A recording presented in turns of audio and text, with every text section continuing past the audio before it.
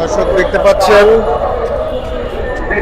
বেসরকারি প্রাথমিক বিশ্ববিদ্যালয় জাতীয়করণের দাবিতে প্রধান উপদেষ্টার হস্তক্ষেপ মামলায় বাংলাদেশ বেসরকারি প্রাথমিক বিশ্ববিদ্যালয় সাধারণ শিক্ষা পরিষদ আমরণ অনশন কর্মসূচি পালন করছে 10 ডিসেম্বর।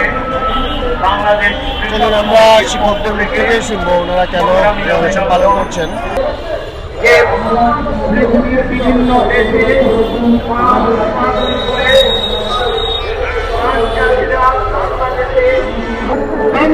সাংবাদিক ভাই আপনাদের মাধ্যমে অন্তর্বর্তীকালীন সরকারের প্রধান উপদেষ্টা ডক্টর মোহাম্মদ ইউনূস মহোদয়কে জানাতে চাই 2013 সালের 9 জানুয়ারি ঘোষণার মাধ্যমে সারা বাংলাদেশ প্রাথমিক বিদ্যালয় হয়েছে। রাজনৈতিক প্রতিহিংসার কারণে আমরা অনধিক 5000 বিদ্যালয়ে আমাদের ন্যায্য অধিকার ন্যায্য দাবি থেকে বঞ্চিত হয়েছি। আর তখন থেকে আমরা আমাদের দাবি আদায়ের লক্ষ্যে আমরা অবস্থান কর্মসূচি মানব মন্দিরের বিভিন্ন কর্মসূচি পালন করছি। সর্বশেষ গত নভেম্বর মাসের 9 তারিখ থেকে আমরা লাগাতার অবস্থান কর্মসূচি পালন করছি।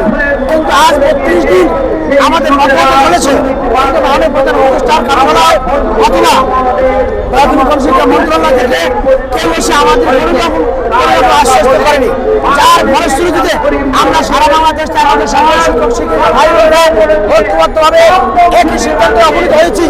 আজ থেকে আমরা অনশন কর্মসূচি পালন করছি এবং আগামী রবিবার দিন দুপুর 12টা থেকে আমরা পদযাত্রা ট্যুর যমুনা আমরা ঘোষণা করলাম। ধন্যবাদ।